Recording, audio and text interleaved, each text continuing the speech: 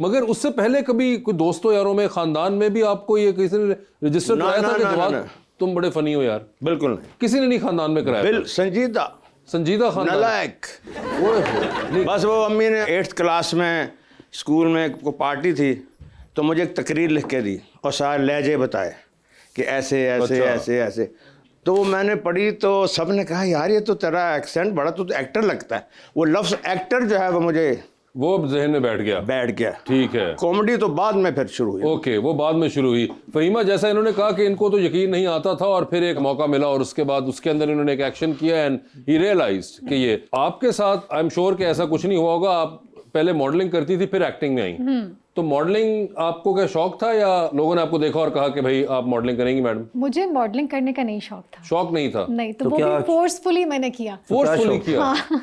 ये देखा कि बस ये कमर्शियल है, करना है, लंबे लंबे बाल हैं तो आपने कर लिया। एक्टिंग मैं बहुत शौक से करती हूँ। ओके, वो आपको किसी ने कहा नहीं था, आपने खुद? हाँ, मैंने कहा नहीं मुझे एक्टिंग करनी है। वो आपको एक्टिंग करनी है। तो कोई मुश्किलात आई जब शुरू में एक्टिंग की? मुश्किलात तो हर चीज में आती है, आपको करना। मुझे फोन कर देती है आपके यार, मुश्किलात दूर कर देता है। उस जमाने में लैंडलाइन थी ना, वो तुम्हारे पास नहीं थी इसलिए फोन नहीं कर सकी वो। ये अपनी कॉमेडी में मेरी गुर्बत का बताने की क्या जरूरत है? तो आपने कहा कि मॉडलिंग केम वैसे ही एकदम आ गई आपके पास? क्योंकि मॉडलिंग ऐसा होता है कि एक कमर्शियल किया, फिर दूसरा किया, फिर लॉन के शूट्स कर रहे हैं, आप करते जा रहे हैं। बिकॉज मुझे लगता है कि मॉडलिंग में आपका फेस प्यारा है और आपके लुक्स अच्छे हैं तो आप कर सकते हो।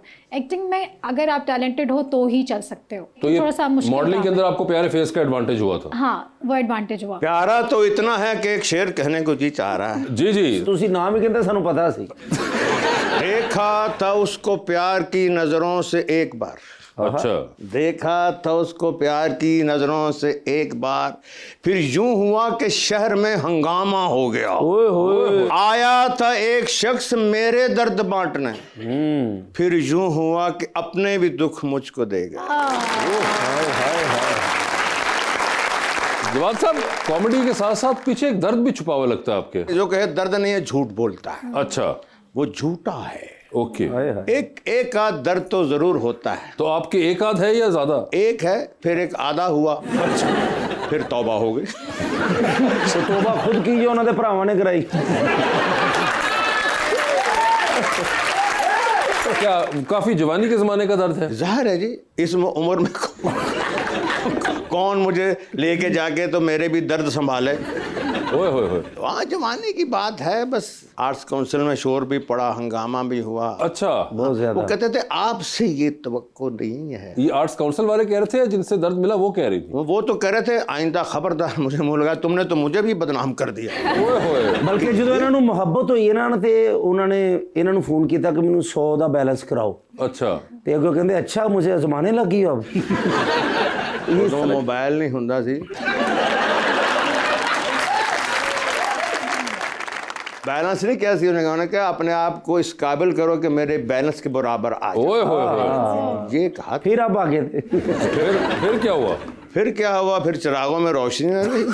नहीं, कोई आपने कमबैक नहीं किया कोई धड़कन के सुनील शेट्टी की तरह? नहीं, उसने कहा कि नहीं मेरा आपका साथ नहीं हो सकता। ओए होए होए। मुझे तो इतने अच्छे खूबसूरत लोग पसंद करते हैं, तू कि तेरे पास तो छोटी सी मोटरसाइकिल है। ठीक है। तो मुझे कोई गाड़ी वाला, मैंने कहा मैं गाड़ी ले लूंगा। उनका जब लाएगा उਦੋਂ गल करेंगे। अच्छा, तो जो आपने ली गाड़ी फिर ली, लेकिन उससे पहले उन्होंने इतना मुझे बेइज्जत किया। ओए होए।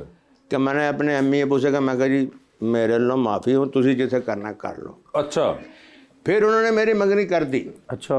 उसके बाद वो कैरेक्टर ने मुझे कहा अब मैं तैयार हूँ। ओए होए, यानी कि तो जेलसी ने पार्ट प्ले किया?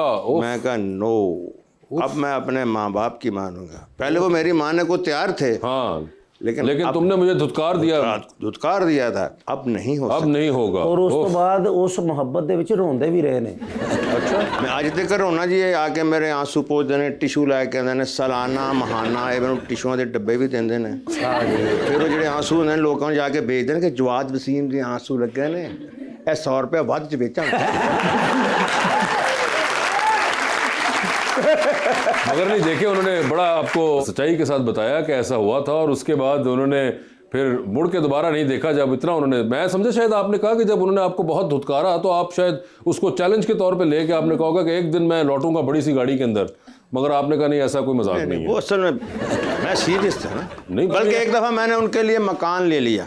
मकान ही ले लिया? मैंने कहा पता नहीं माँ बाप एक्सेप्ट करें ना करें। हाँ। तो मैंने कहा जी, मैंने चाबी दिखाई, कैसे सर आपको भी हैरत होगी। हाँ। मैंने कहा जी ये आपके लिए मकान ले ले। कह नहीं आओ देखने चले। ओके। मैं कहा नो, कहो आओ रहने चले। हाय हाय, फिर ਉਹਦਾ ਖਾਮਨ ਬਾਹਰ ਨਿਕਲਿਆ, ਕਹਿੰਦੇ ਨਹੀਂ ਉਹ ਰਹਿ ਰਹੀ ਹੈ ਸਹੀ। तो आखिर में ना उन्होंने रहा और ना आपने दिखाया, वो मकान वहीं रह गया। जादू, ये मैं अपने नॉलेज के लिए जानना चाह रहा हूँ कि हमने जब से आपको देखा तो आपने यही लुक मेंटेन की हुई है, मगर ये जिस जमाने का वाकया है उसमें कोई डिफरेंट गेटअप होता था? नहीं, उस वक्त तो मेरी दाढ़ी नहीं थी। दाढ़ी नहीं, दाढ़ी नहीं, मैं ऊपर ये हाँ। नहीं मेरे बाल थे। मैं वही मैं ऐसे तो नहीं पैदा हुआ था। लेकिन बताएं ना जवाब से, बताएं क्या एक्चुअली में उस वक्त बाल थे? आप भी ऐसे कहेंगे? सर मुझे नहीं पता इसलिए पूछ रहा हूँ मैं। वो फहीमा भी जानना चाह रही है, इतना तजस्सुस आ गया उनके ज़हन में। फहीमा तो आज की पैदावार है। ये मेरे वक्त काले इंजन बंद हो गए हैं बेटा। बाल थे, बाल थे, बाल, टाइयां लगानी, सूट पहनने, शूट, जराबें और क्या से क्या जनाब, बाहर से मेरी टाइयां आती थी। अच्छा, ओए होए होए। और हैरत की बात यह है कि मेरी शादी पे वो लड़की आई। क्या करने? 500 रुपया देने।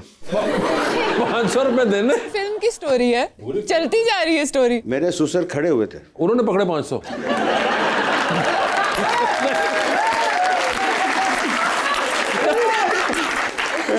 नहीं मतलब आप जुमला कंप्लीट करें ना। क्यों खड़े थे? बड़े मियाँ सो बड़े मियाँ, छोटे मियाँ सुभान अल्लाह। मतलब बताइए तो सही।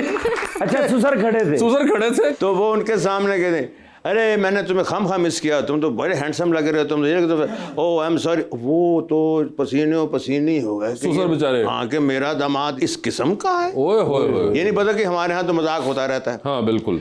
तो आए ये भी वाकया हुआ। फिर उसने कान में मेरे एक बात कही के उसने कहा सारी जिंदगी अपनी वाइफ को मेरे बारे में मत बताना। ओए अच्छा। और आप? मैं भी औरत हूँ, ठीक है, मैं समझती हूँ ओके। अगर जिंदगी को खुशहाल करना है, ठीक है, मेरा ना कभी बताना। ठीक है। तो आपने बताया नहीं फिर उनको? ना जी ना, तौबा तौबा। आज उनको पता चलेगा हमारे शो से ही। ये आपकी शो की समझ लो कि एक्सक्लूसिविटी। ਜਿੰਨਾ ਜ਼ਿੰਦਗੀ ਦੇ ਵਿੱਚ ਇਹ ਡਰਦੇ ਦੇ ਨਾ ਅੰਮਾ ਕੋ, मैं ਅੱਜ तक के खामद ਨੂੰ ਨਾ ਡਰਦੇ नहीं ਵੇਖਿਆ। पूछ लो। इसने खुशहाल जिंदगी गुजारनी है वो तो बीवी से डर के रहे। ठीक है। बाकी देख ले फिर दुनिया में जो हो रहा है। अच्छा, मैं आपसे ये पूछना चाह रही थी कि देखें जब इंसान को प्यार में धोखा मिल जाता है या कुछ भी, तो वो मजनू क्यों बन जाता है? जैसे कि अपना वो गेटअप नहीं, पहले मैं सूट पहनता था, मेरे बाल ऐसे थे, मेरा ये स्टाइल वो स्टाइल, वो क्यों ख़त्म किया आपने? वो आपने सुना तो है ना कि मैं बाल बनाऊं किसके लिए। वो शख्स तो शहर छोड़ गया। नहीं सर, यहाँ पे शख्स शहर नहीं छोड़ गया, बाल सर छोड़ गए।